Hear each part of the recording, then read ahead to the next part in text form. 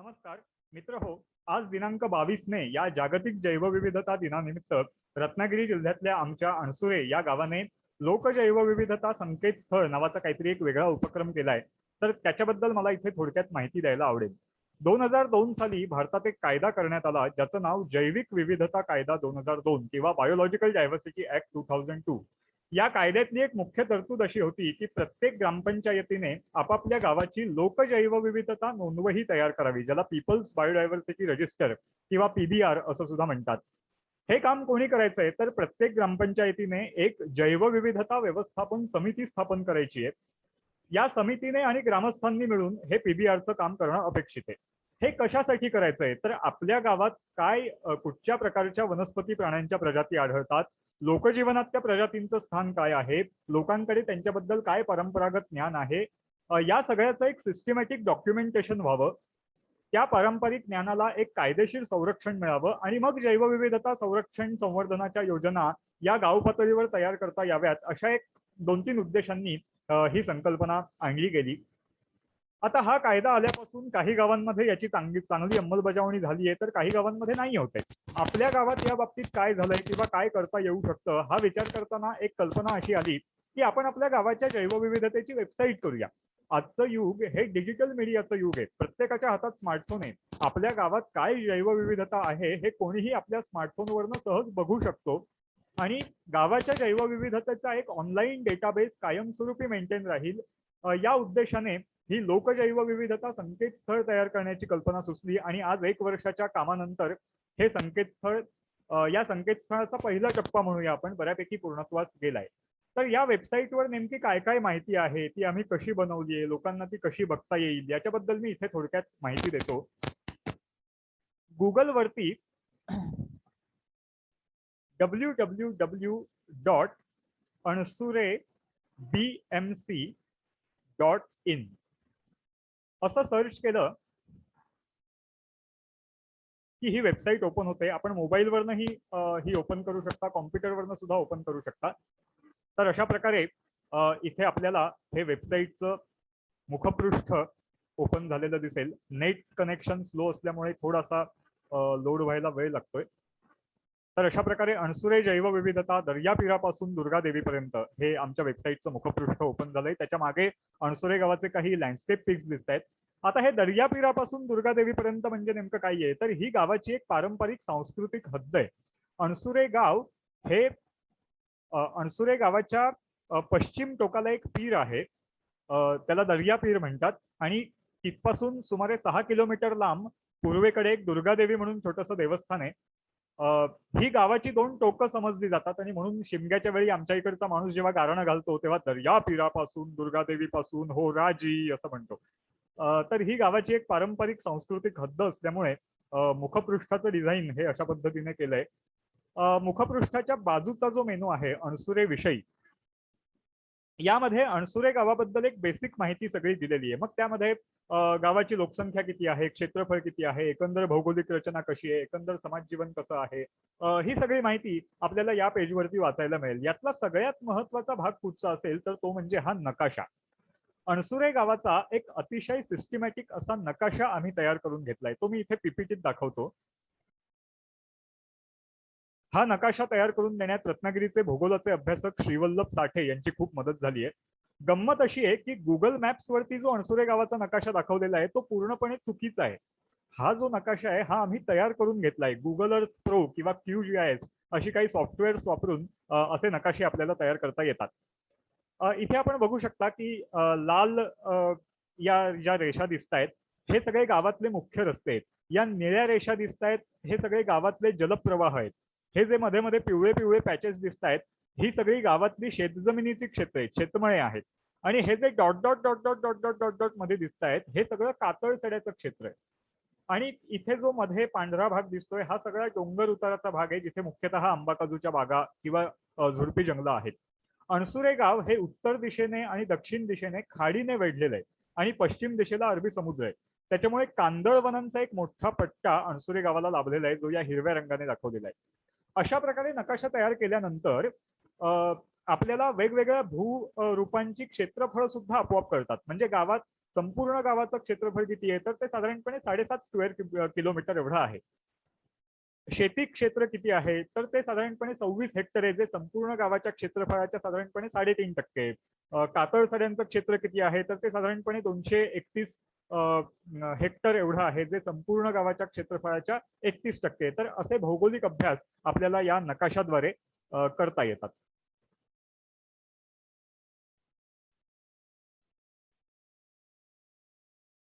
हा जो मेनू आहे विशेष नोंदी, हा या वेबसाईटवरचा सगळ्यात महत्वाचा भाग आहे.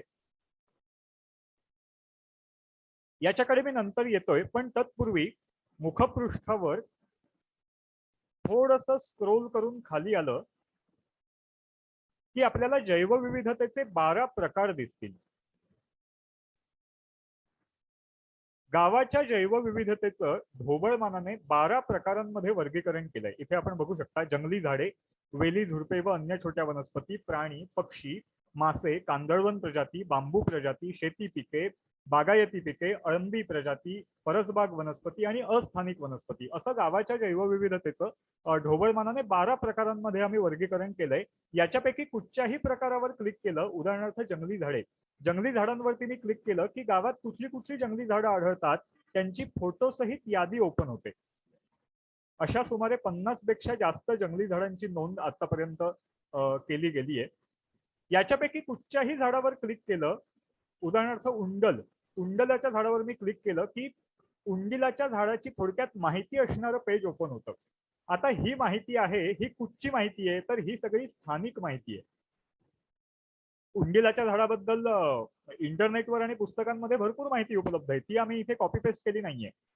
गावाच्या संदर्भातली या वनस्पतीबाबतची जी काही माहिती आहे ती सगळी आम्ही इथे एकत्र केली आहे. आपण इथे बघू शकता की दांडे पंगेरे परिसरात उंडिलाच्या मध्यम उंचीच्या 50 पेक्षा जास्त झाडांची नोंद झाली आहे. उंडिलाच्या फळांपासून कडूतेल काढण्याचा घाणापूर्वी तेलीवाडी येथे होता, मात्र अलीकडे तो बंद पडला आहे. मग कडूतेलाचे काय काय उपयोग गावातले लोक पूर्वी करायचे ती सगळी माहिती इथे आहे. आणि त्याच्या खाली इथे संदर्भ लिंक दिलेले आहेत. उंडिलाच्या झाडाबद्दल विश्वकोशामध्ये माहिती उपलब्ध आहे, तर विश्वकोशाची लिंक इथे देऊन ठेवली आहे. म्हणजे अधिक माहिती जर का कोणाला घ्यायची असेल, अधिक अभ्यास करायचा असेल तर या लिंकवर क्लिक केलं की थेट विश्वकोशाचं पेज ओपन होतं. हे बघा. मग इथून आपण या झाडाबद्दल अधिक सायंटिफिक इन्फॉर्मेशन घेऊ शकता. त्याच्या खाली इथे काही फोटोग्राफ्स आहेत. म्हणजे मगाशी जो उल्लेख झाला की उंडिलाच्या फळांपासून कडूतेल काढण्याचा घाणापूर्वी तेलीवाडी येथे होता, तर त्या घाण्याचा आज फोटो उपलब्ध आहे. हे आमच्या गावचे पोलीस पाटील तर ते पूर्वी घाणा चालवायचे. तर एकेकाळी आपल्याकडे काय होतं त्याची आठवण तरी किमान या निमित्ताने आपल्याला राहील. हे उंडिलाचं फूल आहे, सुरंगीसारखंच फार सुंदर असतं. आणि गावातले लोक, गावातले मच्छीमार लोक जे होड्या बनवतात, या होड्या बऱ्याचशा उंडिलाच्या लाकडापासून बनवलेल्या असतात. तर अशा प्रकारे झाडाचा फोटो, त्याचं स्थानिक मराठी नाव, त्याचं शास्त्रीय नाव, त्याची स्थानिक माहिती, अधिक माहितीसाठी संदर्भ आणि मग खाली अन्य काही फोटोग्राफ्स, अशा पद्धतीने प्रत्येक प्रजातीची नोंद आम्ही इथे करत आहोत. दुसरं एक उदाहरण घ्यायचं झालं तर हा पांगारा. पांगाऱ्याचा काय उपयोग गावातल्या लोकांना माहिती आहे, तर एक खूप छान उपयोग असा आहे की पांगाऱ्याचं लाकूड, पांगाऱ्याचं जून झालेलं चांगलं लाकूड असेल तर ते पाण्यात कुजत नाही, आणि म्हणून विहिरीचं बांधकाम करताना विहिरीच्या तळाशी पांगाऱ्याचं लाकूड घालतात आणि त्याच्यावरती मग चिऱ्याचं बांधकाम करत येतात, ज्याच्यामुळे त्या बांधकामाला मजबूती मिळते. अशी एक 60 वर्ष जुनी विहीर अणसुरे गावात आहे, जी आपण आत्ताही बघू शकता. या फोटोमध्ये आपण पाहू शकता की ही विहीर आहे. या विहिरीच्या खाली हे पांगाऱ्याचं लाकूड घातलेलं आहे आणि त्याच्यावरती हे असं चिऱ्याचं बांधकाम केलेलं आहे. 1962 साली बांधलेली ही विहीर आहे, पण अजून सुद्धा त्यातलं ते पांगाऱ्याचं लाकूड जसंच्या तसं टिकू नये, आणि म्हणून बरेचसे मच्छीमार लोक होडी बॅलन्स करण्यासाठी त्याच्या बाजूला जे लाकूड लावतात ते पांगाऱ्याचं असतं, कुजत नाही म्हणून. This is what expected in people's biodiversity register. Biodiversity register म्हणजे नुसतं स्पीशीज डॉक्युमेंटेशन नव्हे, तर लोकजीवनाचा आणि त्या जैवविविधतेचा काय संबंध आहे याचं डॉक्युमेंटेशन त्याच्यात अपेक्षित आहे. आणि म्हणून त्याला नुसती जैवविविधता नोंदवही न म्हणता लोक जैवविविधता नोंदवही किंवा नुसतं बायोडायव्हर्सिटी रजिस्टर न म्हणता पीपल्स बायोडायव्हर्सिटी रजिस्टर असं म्हणतात. ते त्यासाठी वेली, झुडपे व अन्य छोट्या वनस्पती या प्रकारांमध्ये सुद्धा आतापर्यंत जवळजवळ 70-80 प्रकारच्या वनस्पतींची नोंद झाली आहे. याच्यापैकी कुठच्याही वनस्पतीवर क्लिक केलं, उदाहरणार्थ ही गुळवेल आहे, तर गुळवेलीचा काय उपयोग गावातले लोक करतात, तर बहुतांश लोक गुळवेलीचा उपयोग हा गुरांना घालण्यासाठी करतात. इथे आपण बघू शकता ही गावातलीच एक मुलगी आहे. ही बारीक बारीक तुकडे करते कोयतीने आणि या बैलाला घालते आणि इथे बैल हा गुळवेलीचे तुकडे खातोय. आणखी एक उदाहरण घ्यायचं झालं तर हे वई निवडुंग आहे. निवडुंगाचा वापर कुंपणासाठी सर्रास होतो, पण निवडुंगाचा आणखी एक उपयोग गावात माहिती आहे, तो म्हणजे निवडुंग हे उत्तम खत आहे. आणि म्हणून पावसाळ्यात बरेच काही लोक टाळमाती करताना कलमाच्या मुंधाशी असं निवडुंग चाचवून घालतात आणि त्याच्यामुळे झाडाला एक नैसर्गिक खत मिळतं. तर अशा प्रकारे लोक त्या वनस्पतीचा काय वापर करतात याची माहिती स्थानिकांकडून घेऊन ती इथे नोंदवण्याचं काम हे सुरू आहे.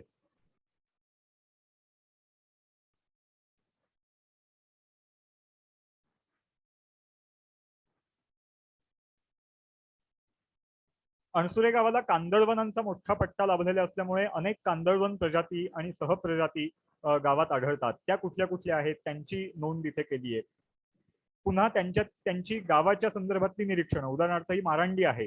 मारांडी ही एक इम्पॉर्टंट मॅंग्रोव्ह असोसिएट आहे, कांदळवन सहप्रजाती आहे. पण गावातल्या लोकांचं निरीक्षण असं आहे की ही मारांडी शेतजमिनींमध्ये खूप वाढली. हा फोटो आपण बघू शकता. इथे पूर्वी शेती व्हायची, पण अलीकडे मारांडी इथे फार आक्रमकपणे वाढल्यामुळे इथे लोकांना शेती करणं शक्य झालंय, अशक्य झालंय. बरं, ती मारांडी काटेरी असल्यामुळे ती उपटून टाकणं हे सुद्धा फार मुश्किल असतं. तर अशा प्रकारे गावात त्या वनस्पतीच्या संदर्भात काय काय लोकांचे अनुभव आहेत, कसं त्या वनस्पतीकडे लोक बघतात, सकारात्मकतेने बघतात का नकारात्मकतेने बघतात, अशी नोंद पीपल्स बायोडायव्हर्सिटी रजिस्टर मध्ये करत जाणं अपेक्षित आहे. बांबू प्रजातींमध्ये गावात मुख्यतः 4 प्रकारचे बांबू आढळतात: चिवा, माणा, वेळू, मणक, कणक किंवा काही जण मणक म्हणतात तर काही जण कणक म्हणतात. वेळूमध्ये पुन्हा कागदी आणि लोखंडी असे 2 प्रकार असतात अशी माहिती स्थानिक लोकांकडून मिळते. लोखंडी वेळू हा भरीव आणि जड असतो, इमारती बांधकामाला उपयोगी येतो, तर कागदी वेळू हा पोकळ आणि हलका असल्यामुळे निकृष्ट दर्जाचा असतो अशी माहिती स्थानिक लोक सांगतात. तर अशा प्रकारे गावातल्या लोकांशी बोलताना, चर्चा करताना, गप्पा मारताना जी जी काही माहिती आपल्याला मिळत जाते ती जसजशी आपण नोंदवत जातो तस तसं एक अतिशय समृद्ध असं बायोडायव्हर्सिटी रजिस्टर आपलं तयार होत जातं. शेती पिकं गावात कुठची कुठची घेतली जातात: भात, तूर, नाचणा, कुळीत, उडीद, चवळी, कडवा ही प्रामुख्याने गावात घेतली जाणारी पिकं आहेत. मग प्रत्येक पिकाचा काय काय उपयोग केला जातो? आता तुरीचा अन्न म्हणून तर उपयोग आहेच, पण तुरीची काडं ही कुंपणासाठी, मांडव घालण्यासाठी, कुडाच्या भिंतींसाठी वगैरे उपयोगी येतात.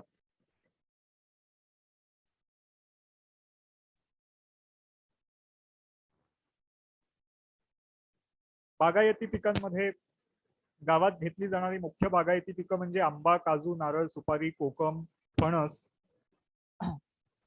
मग काळी मिरी गावात किती पिकते, कशी होते? गावात मिरीचे साधारणतः 80 ते 100 किलो उत्पादन होते. 2022 साली मिरीला सरासरी 450 रुपये एवढा दर मिळाला.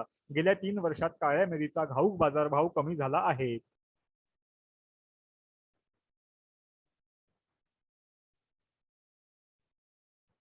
अस्थानिक वनस्पती, गावात काही वनस्पती अशा आहेत ज्या सगळ्या ठिकाणी असतात, या मूळच्या स्थानिक नाही आहेत, त्या विदेशी आहेत, पण त्या गावात आहेत. तर त्यांचा गावात आढळ किती आहे, त्यांचं वितरण कसं आहे, त्याची एक स्वतंत्र नोंद इथे केलेली आहे. निलगिरी,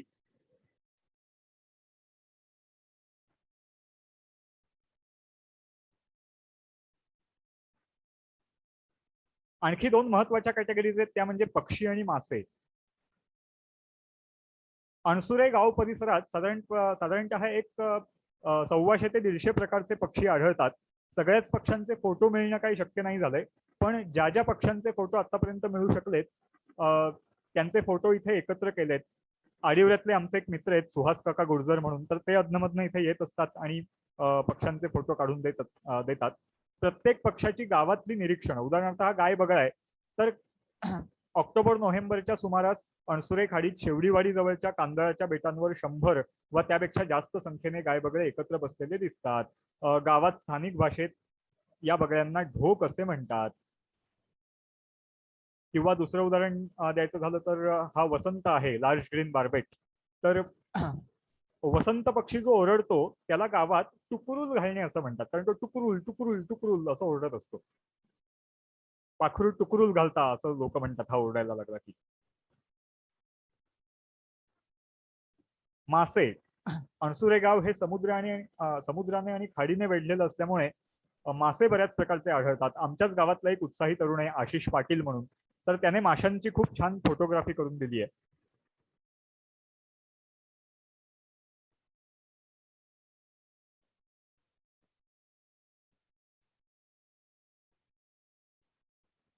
नेमकं इंटरनेट कनेक्शन स्लो असल्यामुळे वेबसाईट लोड व्हायला थोडा वेळ लागतोय. आपण आपल्याकडे आपल्या मोबाईलवर किंवा कॉम्प्युटरवर प्रत्यक्ष हे प्रेझेंटेशन ऐकता ऐकता हे ओपन करून बघू शकता.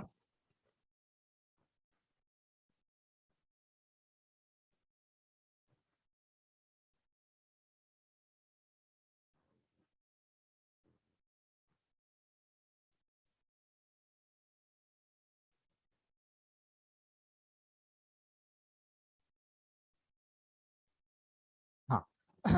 तर मासे या प्रकारावरती क्लिक केलं की माशांचं पेज ओपन होतं. मग प्रत्येक माशाची गावाच्या संदर्भातली थोडक्यात माहिती, उदाहरणार्थ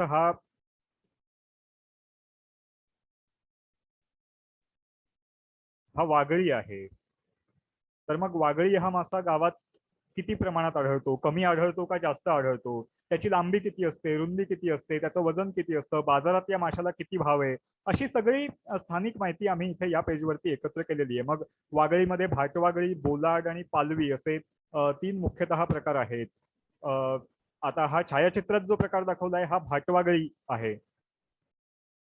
तर अशा प्रकारे हे माहिती संकलन करताना किंवा ही जैवविविधता नोंदवही किंवा जैवविविधता संकेतस्थळ तयार करताना आम्ही क्वालिटेटिव्ह इन्फॉर्मेशनवर जास्ती भर दिलाय. क्वांटिफिकेशनचे आम्ही फार मागे लागलो नाही आहोत.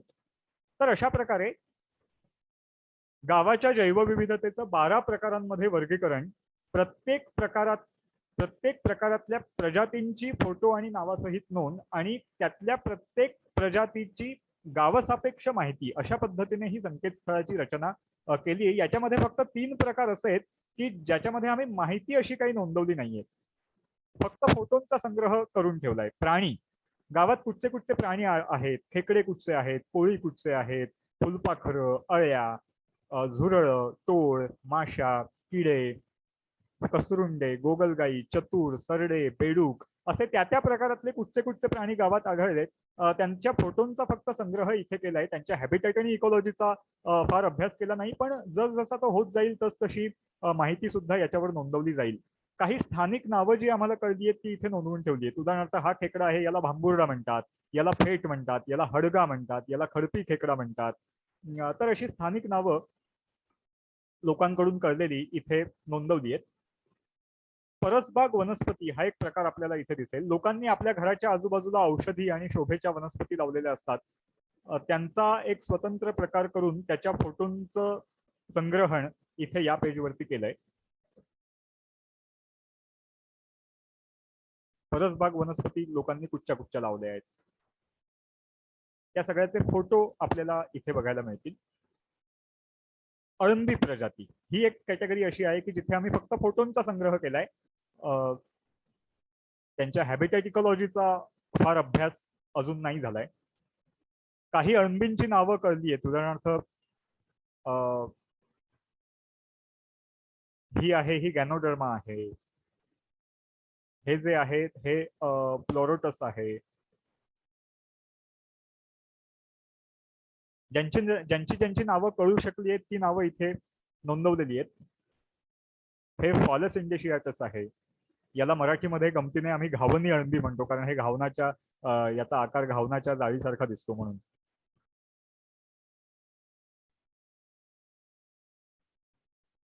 ओके. तर आता मी ज्या प्रकाराकडे येणार आहे हा विशेष नोंदी, हा या वेबसाईटवरचा सगळ्यात महत्वाचा भाग आहे. कारण गंमत अशी आहे की वेगवेगळ्या गावांमध्ये प्रजाती काही वेगवेगळ्या नाही आढळणार. ज्या प्रजाती या गावात आढळतात त्याच प्रजाती इथून 10 किलोमीटरच्या गावात पण आढळतील. पण मग गावाच्या संदर्भातल्या युनिक गोष्टी काही आहेत, या सगळ्या युनिक गोष्टी आम्ही इथे या विशेष नोंदी या सेक्शन मध्ये नोंदवलेल्या आहेत. आपण शेवटची नोंद पहिल्यांदा बघूया. गावातील वनस्पतींचा आढळ. वनस्पती कुठच्या कुठच्या आढळतात त्यांचं वर्गीकरण करून आम्ही ती नोंद केली आहे, ती आपण आता बघितली. पण या वनस्पतींचा गावात आढळ कसं आहे, त्यांचं वितरण कसं आहे, त्याचा एक तक्ता आम्ही इथे केलाय. विपुल, सामान्य, दुर्मिळ, अतिदुर्मिळ आणि अजिबात न आढळलेले. अजिबात न आढळलेले म्हणजे कोकणात किंवा आजूबाजूच्या गावांमध्ये या वनस्पती आढळून आलेत, पण या अणसुरे गावात नाही आढळलेल्या, असा एक स्वतंत्र कॉलम केलाय. मग त्याच्यामध्ये आंबा, फणस, कोकम, नारळ, सुपारी, कांदळवनाच्या प्रजाती या सगळ्या विपुल प्रमाणात आहेत. वड, काजू, धामण, भेंड, काटेसावर, बेहडा या ज्या सगळ्या प्रजाती आहेत या गावात सगळीकडे आहेत, पण विरळ प्रमाणात आणि संख्येने कमी आहेत. दुर्मिळ म्हणजे ज्या गावात काही ठराविक ठिकाणीच आढळतात आणि संख्येने खूपच कमी आहेत. त्याच्यामध्ये धायटी, शेगल, रिठा, रुई, बकुळी या सगळ्या वनस्पती गावात दुर्मिळ आहेत. अतिदुर्मिळ. अतिदुर्मिळ म्हणजे अगदी हाताच्या बोटावर मोजण्यासारख्या. काळा धूप. काळ्या धुपाचं फक्त एकच झाड गावात आहे. करमाळीचं फक्त एकच झाड गावात आहे. वायवरणाचं फक्त एकच झाड गावात आहे. तर अशा अतिदुर्मिळ झालेल्या वनस्पतींचा एक स्वतंत्र कॉलम इथे केलाय. आणि अजिबात न आढळलेले. मुचकुंद गावात आढळत नाही. मोठी करमाळी गावात नाही. कदंब गावात नाही. चंदनाचं झाड गावात नाही. पूर्वी कदाचित असतील सुद्धा, पण आता आम्ही जो काही गेली वर्षभर सर्व्हे केला त्याच्यात कुठेही या वनस्पती आढळलेल्या नाहीत. कदाचित एखादी आढळली तर त्याप्रमाणे ही नोंद अपडेट केली जाईल. आणि त्याच्या खाली इथे एक नोंद आहे, गावातील जुने महावृक्ष. महावृक्ष ही एक परिसंस्था असते. वन्य प्राण्यांच्या, पक्ष्यांच्या दृष्टीने हे महावृक्ष खूप महत्वाचे असतात. ते आपल्याला सावली देतात. महावृक्ष कोणाला म्हणावं, तर आम्ही एक असा क्रायटेरिया लावला की ज्याचा घेर हा साधारणपणे एक 3 मीटरपेक्षा जास्त आहे. या सगळ्यांना महावृक्ष आम्ही म्हटलंय. आणि असे किती महावृक्ष कुठले कुठले गावात आहेत. वडाची 58 झाडं आहेत. चिंचेचे 32 आहेत. पिंपळाची 15 झाडं आहेत. फणसुल्याचे 2 महावृक्ष आहेत. बेहड्याचा 1 महावृक्ष आहे. उमराचा 1 महावृक्ष आहे. तर ही महावृक्षांची नोंद आम्ही इथे स्वतंत्रपणे केली आहे. ही एक नोंद आहे आखेऱ्यातला दिमुवस. अणसुरे गावात आखेर हे एकमेव ठिकाण आहे जिथे कडधान्याची शेती पावसाळ्यानंतर मोठ्या प्रमाणात होते. तर ती कशी होते त्याचं थोडक्यात वर्णन इथे या नोंदीमध्ये आम्ही केलंय. हा आखेऱ्याचा मळ आहे. हे उपग्रह छायाचित्र आहे त्याचं. मग तिथे कुठली कुठली पिकं घेतली जातात अशी सगळी ही नोंद, म्हणजे गावात कृषी जैवविविधता कशी जपलेली आहे ते आपल्याला या नोंदीवरून कळेल. गावातील पवित्र नैसर्गिक स्थळे. आपल्या भारतात देवरायांची फार मोठी परंपरा आहे. भारतात लाखो देवराया आढळतात. मग आपल्या गावात अशी ठिकाणं कुठली आहेत की जिथे देवस्थान आहे आणि आजूबाजूला झुडपी जंगल किंवा जंगली झाडं राखली गेली आहेत. त्याला थेट देवराई नाही म्हणता येणार, पण पवित्र नैसर्गिक स्थळ असं म्हणू शकतो. उदाहरणार्थ हे भावकाईचं मंदिर आहे. तिथे पिंपळ आणि सळसळ्याचा एक मोठा वृक्ष आहे. पायरीचा एक मोठा वृक्ष आहे. सुरुंगीची 17 झाडं आहेत. अनेक वाड्यांमध्ये महापुरुष असतात. त्या सगळ्यांची नोंद इथे आम्ही केली आहे. पवित्र नैसर्गिक स्थळ आणि तिथलं आजूबाजूचं जैववैविध्य. गावातील पारंपरिक पाणवठे ही एक खूप महत्वाची आणि छान नोंद इथे झाली आहे. गावात काही नैसर्गिक आणि मानवनिर्मित तळी आहेत, पूर्वीपासूनची आहेत, जी ज्यांच्यामध्ये उन्हाळ्यात सुद्धा पाणीसाठा असतो आणि म्हणून वन्यजीवांच्या आणि गुरांच्या दृष्टीनेही फार महत्वाची असतात. इथे आपण बघू शकता की या तळ्यात रोज संध्याकाळी म्हशी पोहायला येतात. मग प्रत्येक तळ्याची लांबी रुंदी किती आहे, पाणी साठा त्याच्यात किती असतो, या सगळ्याची तपशीलवार नोंद आम्ही इथे केली आहे. पांडवकालीन विहीर एक गावात आहे. हे तळ म्हणजे समुद्र सपाटीपासून 180 फूट उंचीवर असलेलं हे तळ, या तळ्यात ऐन उन्हाळ्यात सुद्धा 6 फूट पाणी आहे. म्हणजे हा केवढा मोठा मौल्यवान खजिना आहे आणि जो आपण जपला पाहिजे हे आपल्याला यावरून कळेल. कुसुंबाची राई ही एक खूप सुंदर नोंद झाली आहे. अणसुरे गावात खूप मोठ्या उंचीचे कुसुंबाचे 100 पेक्षा जास्त वृक्ष असलेली एक राई आहे. कुसुंब हा कोकणात खूप दुर्मिळ वृक्ष आहे. या राईचं नेमकं लोकेशन आम्ही इथे उघड केलं नाहीये, पण गावात अशी अशी एक राई आहे आणि ती जपली गेली आहे. त्याची नोंद इथे केली आहे की जेणेकरून यापुढे सुद्धा ती जपण्याची इच्छाशक्ती ग्रामस्थांमध्ये निर्माण व्हावी. गावात 2 वहाळ मोठे आढळतात. हुरशाचा वहाळ आणि वाकी भराड्याचा वहाळ. हे वहाळ या महत्वाच्या परिसंस्था आहेत. मग प्रत्येक वहाळ त्याची लांबी रुंदी किती आहे, त्याचं पात्र कसं आहे, पात्राची लांबी रुंदी खोली किती आहे, त्या वहाळाच्या आजूबाजूचं जैव वैविध्य कसं आहे, या सगळ्याची नोंद आम्ही इथे केली आहे. हा हुरशाचा वहाळ आहे. वाटणवेल ही सह्याद्रीतली एक खूप महत्वाची वनस्पती या हुरशाच्या वहाळात आढळते. हे वहाळाचं उपग्रह छायाचित्र आहे. वहाळ कुठून कुठे कशा वाहतो आणि मग संबंधित इतर छायाचित्र आणि त्याचं वर्णन. हा वाकी भराड्याचा वहाळ आहे, त्याची पण एक सविस्तर नोंद इथे केली आहे. हे त्याचं उपग्रह छायाचित्र आहे. शेरस व्हायटेक्स लिकॉक्झिनॉन नावाचं एक निरगुडीचंच भाईबंद असलेलं झाड आहे, जे या वहाळात, जे गावात दुर्मिळ आहे आणि ते फक्त याच वहाळात आढळतं. वाटणवेल या वहाळात सुद्धा आहे. वहाळातल्या काही खडकांमध्ये असे रांजण खळगे तयार झालेले दिसत आहेत. वहाळात काही डबकी आहेत जिथे उन्हाळ्यात सुद्धा पाणीसाठा असतो. गावातील मासेमारीच्या पद्धती. अणसुरे गाव हे खाडीने वेढलेलं असल्यामुळे इथल्या 99% लोकांच्या आहाराचा मासे आणि खेकडे हा एक महत्वाचा भाग आहे. तर मासेमारीच्या कुठल्या कुठल्या पारंपरिक पद्धती गावात आहेत. डोळी लावणे, पाग टाकणे, गळाने मासा पकडणे, वाण लावणे, चिंगळ रापणे, कालवं बोचणे, खेकडे पकडणे, त्या सगळ्यांची नोंद आपल्याला इथे वाचायला मिळेल. गावाची पर्जन्य दैनंदिनी ही एक खूप छान नोंद झाली आहे. गेल्या वर्षीपासून अभिजित घोरपडेंच्या भवताल मासिकांनी एक मोहीम सुरू केली आहे. प्रत्येक गावाने आपापला पाऊस मोजायचा, भिजूया आणि मोजूया. तर आपल्या गावात किती पाऊस पडतो हे सुद्धा आम्ही गेल्या वर्षी मोजलेलं. अतिशय साध्या पद्धतीने एक स्टीलचा डबा ठेवून त्याच्यात पाऊस मोजता येतो. रोज सकाळी 7 वाजता आणि संध्याकाळी 7 वाजता पावसाच्या नोंदी घ्यायच्या आणि त्याचा एक तक्ता आम्ही इथे तयार केलाय. जून पासून ऑक्टोबर पर्यंत दिवसा आणि रात्री किती पाऊस पडला आणि एकूण पाऊसमान किती होतं, प्रत्येक महिन्यात किती होतं आणि 2021च्या पावसाळ्यात गावात एकूण पाऊस किती पडला, तर तो साधारणपणे 3471 मिलीमीटर एवढा पाऊस झाला. गावातील मधमाशांची पोळी. मधमाशा गावात कुठे कुठे घरटं बांधतात त्याची तारीख आणि ठिकाणासहित नोंद ठेवायला आम्ही सुरुवात केली आहे. इथे आपण बघू शकता, दांडेवाडीत एक रायवळ आंब्याचं झाड आहे. आमचाच मित्र ओंकार गाडगीळ याने हा फोटो काढून दिलाय. या झाडावरती 2021च्या मे महिन्यात सुद्धा मधमाशांनी घरटं बांधलेलं होतं आणि यावर्षी 2022च्या मे महिन्यात सुद्धा मधमाशांनी याच्यावर घरटं बांधलंय. मग मधमाशांच्या दृष्टीने महत्वाचे अधिवास आणि महत्वाची झाडं कुठची आहेत ती ओळखून मग गावातल्या लोकांमध्ये जरा प्रबोधन आणि जनजागृती करता येईल की बाबा ही झाडं मधमाशांसाठी महत्वाची आहेत, ती आपण न तोडता राखली पाहिजेत. धनेशाचे घरटे. मलबार पाईड हॉर्नबिलचं एक घरटं गेली 8 वर्ष त्याची नोंद आम्ही ठेवली आहे आणि हे घरटं संरक्षित केलंय. म्हणजे गावातल्या लोकांनी हे झाड न तोडण्याचा निर्णय घेतलाय.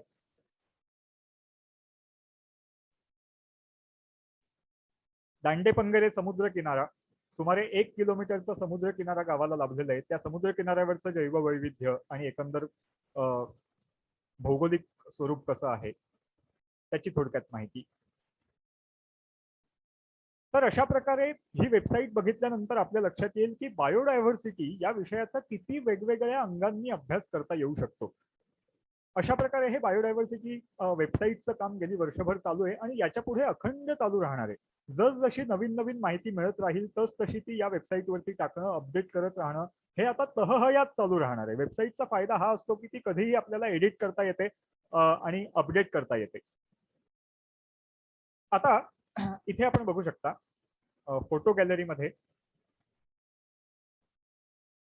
ज्यावेळी ही कल्पना सुचली तेव्हा आमच्या अणसुरे गावचे सरपंच रामचंद्र कणेरी आणि राजेंद्र प्रसाद राऊत ग्रामविकास अधिकारी यांनी ही कल्पना उचलून धरली आणि खूप सहकार्य ग्रामपंचायतीकडून जे काही लागणार होतं ते सगळं केलं. हे ग्रामपंचायत सदस्य मंडळ आहे. जैवविविधता व्यवस्थापन समिती सदस्यांची नावं आहेत. या वेबसाईटचं काम जेव्हा सुरू केलेलं तेव्हा आमच्या मतदारसंघाचे आमदार राजन साळवी यांच्या मार्फत एक औपचारिक उद्घाटन आम्ही करून घेतलं होतं. जैवविविधता अभ्यास करतानाचे हे काही फोटोग्राफ्स आहेत. आशिष पाटील माशांची माहिती देतोय. स्थानिक लोकांकडून काही माहिती घेतानाचे पिक. सुहास काका गुर्जर पक्ष्यांचे फोटो काढतायत आणि प्रत्यक्ष अप्रत्यक्षपणे ज्या ज्या व्यक्तींचं सहकार्य लाभलं त्यांचा थोडक्यात ऋणनिर्देश इथे केलाय. वेबसाईट डिझाईन करणं हे खूप कटकटीचं आणि डोकेफोडीचं काम असतं खरं तर. त्या कामी मंदार परांजपे आणि स्वप्नाली देसाई यांची खूप मदत झाली. वनस्पती अभ्यासासाठी, प्राणी ओळखीसाठी बऱ्याच जणांची मदत होत असते. अळंबी प्रजातींच्या ओळखीसाठी प्रसाद लांबरोड यांची चांगली मदत झाली आणि प्रत्यक्ष अप्रत्यक्षपणे गावातल्या सगळ्याच लोकांचं या वेबसाईटच्या कामात काही ना काही सहकार्य लाभलेलं आहे. आता या वेबसाईटच्या निमित्ताने काही प्रश्न उपस्थित होतात तर त्या बाबतीत सुद्धा मी थोडक्यात खुलासा करू इच्छितो. आता कोणी असं म्हणू शकतं की ही वेबसाईट तुम्ही करताय, या वेबसाईटवरती गावाच्या बायोडायव्हर्सिटीचा सगळा डेटा तुम्ही ओपन करताय, हे कितपत योग्य आहे. तर त्या बाबतीत मला असं वाटतं की माहितीची छुप्या मार्गांनी चोरी होण्यापेक्षा ते अधिकृतपणे उघड झालेली केव्हाही चांगली. या वेबसाईटवरती सगळा डेटा ओपन आहे, पण तो ग्रामपंचायतीच्या कॉपीराईटने तो ओपन आहे. आणि हा डेटा ओपन करताना काही काळज्या मात्र आम्ही जरूर घेतल्या आहेत. उदाहरणार्थ हे धनेशाचं घरटं आहे, तर धनेशाचं एक घरटं गावात आम्ही संरक्षित केलंय, एवढी नोंद इथे केली आहे. पण हे घरटं नेमकं गावात कुठे आहे त्याचं एक्झॅक्ट लोकेशन आम्ही इथे ओपन केलेलं नाहीये. म्हणजे आपला बँक अकाउंट नंबर आपण सगळ्यांना देतो, पण एटीएमचा पासवर्ड कोणाला सांगत नाही. तसंच ढोबळ माहिती आम्ही इथे दिली आहे, पण ज्या गोष्टी खरोखर कॉन्फिडेन्शियल ठेवण्याची गरज आहे त्या मात्र इथे जरूर कॉन्फिडेन्शियल ठेवल्या गेल्या आहेत. पारंपरिक ज्ञान हे वेबसाईटवरती ओपन करावं का, हा सुद्धा एक वादाचा किंवा मतमतांतराचा मुद्दा आहे. तर त्या बाबतीत आमच्या ग्रामपंचायतीने असा निर्णय घेतलाय की गावातलं जे काही परंपरागत ज्ञान असेल ते ढोबळ स्वरूपात वेबसाईटवरती प्रकाशित करायचं, फार तपशीलवार द्यायचं नाही. म्हणजे एखाद्या वनस्पतीपासून जर का एखादा औषध किंवा उत्पादन बनवलं जात असेल तर ते उत्पादन बनवण्याची डिटेल प्रक्रिया काय असते ती आम्ही इथे वेबसाईटवरती टाकली नाहीये. पण या वनस्पतीचा हा उपयोग गावातल्या लोकांना माहिती आहे, एवढी ढोबळ नोंद मात्र केली आहे, जी करणं आवश्यक वाटतं. त्याचं एक कारण असं आहे की पारंपरिक ज्ञान हे जगासमोर न आल्यामुळे त्याचा प्रचंड प्रमाणात ऱ्हास झालाय. कुठलीही गोष्ट गुप्त ठेवली की ती लुप्त होते आणि मग छुप्या मार्गांनी त्याची चोरी होत राहते. आमच्याच गावाचं उदाहरण द्यायचं झालं तर आमच्या गावात मनोहर सोमण, दादा देसाई असे काही चांगले चांगले वैद्य होते, ज्यांना झाडपाल्याच्या गावठी औषधांची माहिती होती. प्रत्येक गावात असे 2-3 वैद्य असायचे. प्रॉब्लेम हाच झाला की त्यांच्याकडच्या ज्ञानाचं सिस्टमॅटिक डॉक्युमेंटेशनच झालेलं नाही. त्याच्यामुळे त्या व्यक्ती गेल्या आणि त्यांच्याकडचं ज्ञान पण गेलं.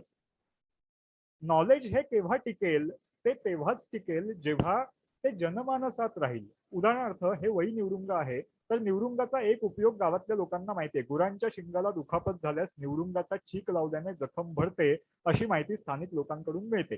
आता ही जी माहिती आहे ही गावातल्या फक्त 5-6 लोकांना आहे आणि ती सगळी माणसं आता म्हातारी आहेत. ते ज्ञान त्यांच्याकडनं नोंदवून घेतलं, वेबसाईटवर प्रकाशित केलं आणि आज एक 100-500 लोकांना ते कळलं, तर उद्या कोणीतरी खरोखर त्या निवडुंगाच्या चिकाचा उपयोग करून बघेल आणि त्याला जर का चांगला अनुभव आला तर तो आणखी 4 लोकांना सांगेल. अशा प्रकारे जनमानसात हे नॉलेज जेव्हा सर्क्युलेट होईल तेव्हा खऱ्या अर्थाने ते टिकेल. आणि डिजिटल मीडियाचं एक वैशिष्ट्य असं आहे की डिजिटल मीडियामुळे ज्ञानाची, माहितीची चोरी होण्याची शक्यता जशी वाढते, तशीच ती चोरी डिटेक्ट होण्याची शक्यता पण वाढते. उद्या जर का एखादा विद्यार्थी हे ज्ञान वापरून स्वतःचा पीएचडीचा प्रबंध लिहायला गेला तर पटकन ते डिटेक्ट करता येऊ शकतं की हे नॉलेज ऑलरेडी या वेबसाईटवरती नोंदवलेलं आहे, ते ग्रामस्थांचं आहे आणि त्याच्यावर ग्रामपंचायतीचा कॉपीराईट आहे. तर खरं तर या मुद्द्यावर सगळे पर्यावरण तज्ज्ञ, कायदे तज्ज्ञ आणि सामाजिक क्षेत्रात कार्य करणाऱ्या व्यक्ती या सगळ्यांनी एकत्र येऊन कुठेतरी भरपूर चर्चा करण्याची आणि काहीतरी अंतिम निष्कर्षापर्यंत येण्याची गरज आहे. आत्ता आपण त्या चर्चेत नको पडूया. तुर्तास आमच्या ग्रामपंचायतीने एवढाच निर्णय घेतलाय की गावातलं परंपरागत ज्ञान हे ढोबळ स्वरूपात, फार तपशिलात नाही, वेबसाईटवरती प्रकाशित करायचं, जेणेकरून त्याचा व्यावसायिक गैरवापर फार होणार नाही. तर जाता जाता मी एवढंच सांगेन की प्रत्येक गावाने पीबीआर हा विषय मनावर घ्यावा. आपल्या गावाची एक सुंदर अशी लोकजैवविविधता नोंदवही तयार करावी. ज्या ज्या गावांना हे काम सुरू करावं असं वाटतंय त्यांच्यासाठी रेफरन्स म्हणून ही वेबसाईट नक्कीच उपयोगी पडेल. आमची वेबसाईट असंच नव्हे, अनेक गावांमध्ये लोकजैवविविधता नोंदवह्या चांगल्या पद्धतीने तयार झाल्या आहेत. त्याचीही मी काही उदाहरणं देऊ इच्छितो. एक औरंगाबाद मधलं पाराळा नावाचं गाव आहे, तिथे शांताराम बंदेरे म्हणून कार्यकर्ते काम करतात. त्यांनी खूप चांगल्या पद्धतीने लोकजैवविविधता नोंदवहीचं काम केलंय आणि त्याच्यावरती आता सीईने आणि त्यांनी मिळून पुस्तक प्रकाशित केलंय. किंवा गडचिरोली मधलं चिचोली नावाचं एक गाव आहे, तिथे पण पीबीआरचं काम खूप चांगल्या पद्धतीने झालंय. अमित टेकिया म्हणून आमचे मित्र तिथे काम करतात. नागालँड मधलं एक गखळी नावाचं विलेज आहे, गखळी नावाचं गाव आहे, त्या गावाने पण बायोडायव्हर्सिटी रजिस्टरचं काम खूप चांगल्या पद्धतीने केलंय. तिथे टेरी नावाची संस्था कार्य करते. यतीश लेले म्हणून आमचे मित्र आहेत, ते तिथे काम करतात आणि यांचं पीबीआर आहे या गखळी विलेजचं, ते टेरीच्या वेबसाईटवरती उपलब्ध आहे. इथे आपण बघू शकता. The energy and resource institute या संस्थेच्या वेबसाईटवरती त्यांनी एक मॉडेल पीबीआर म्हणून इथे PDF स्वरूपात ते दिलंय. तर आमची वेबसाईट असेल किंवा ज्या ज्या गावांमध्ये लोकजैवविविधता नोंदवही ह्या चांगल्या पद्धतीने केल्या गेल्या आहेत त्यांची उदाहरणं असतील, या सगळ्या उदाहरणांचा अभ्यास करून प्रत्येक गावाने हे काम हाती घ्यावं. लोकजैवविविधता नोंदवही तयार करणं ही प्रत्येक गावात एक काय म्हणूया महालोक चळवळ व्हावी. बरं, आता आणखी एक प्रश्न असा पडू शकतो की पीबीआर करून पुढे काय करायचं. तर पीबीआरच्या आधारावर प्रत्येक गावाने आपले बायोडायव्हर्सिटी मॅनेजमेंट प्लॅन्स तयार करायचे. जैवविविधता व्यवस्थापन आराखडे प्रत्येक गावाने तयार करायचे. मग त्याच्यामध्ये गावातल्या दुर्मिळ होत चाललेल्या प्रजाती कुठच्या आहेत, त्यांचं संवर्धन कसं करता येईल, गावात कुठे कुठे उपलब्ध जमिनीत शास्त्रीय पद्धतीने वृक्ष लागवड करून निसर्ग पुनरुज्जीवन किंवा जंगल निर्मिती आपल्याला करता येईल. गावातल्या संसाधनांचा जर का आर्थिक उपयोग होत असेल तर मग त्यांचं शोषण न होता सस्टेनेबल हार्वेस्टिंग दोहन कसं होईल, पारंपरिक ज्ञानाचा सुयोग्य वापर कसा करून घेता येईल, या सगळ्याचा उपयोग करून जैवविविधता संरक्षण संवर्धनाचे आराखडे बायोडायव्हर्सिटी मॅनेजमेंट प्लॅन्स तयार करून प्रत्येक ग्रामपंचायतीने ते राबवणं अपेक्षित आहे आणि पीबीआर ही त्याची पहिली पायरी आहे. तर एनिवे, आज जागतिक जैवविविधता दिनाच्या निमित्तानं हे सगळं सादर करायची मला इथे संधी मिळाली. तर या वेबसाईटच्या कामात ज्यांचं सहकार्य मिळालं त्या सगळ्यांसाठी मी पुन्हा एकदा कृतज्ञता व्यक्त करतो. वेबसाईटच्या कोपऱ्यात इथे अभिप्राय नावाचा मेन्यू आहे. तर या मेनूवर क्लिक करून आपला एक अभिप्राय इथे जरूर नोंदवा. यातले काही निवडक अभिप्राय आपल्या नावाने प्रकाशित केले जातील.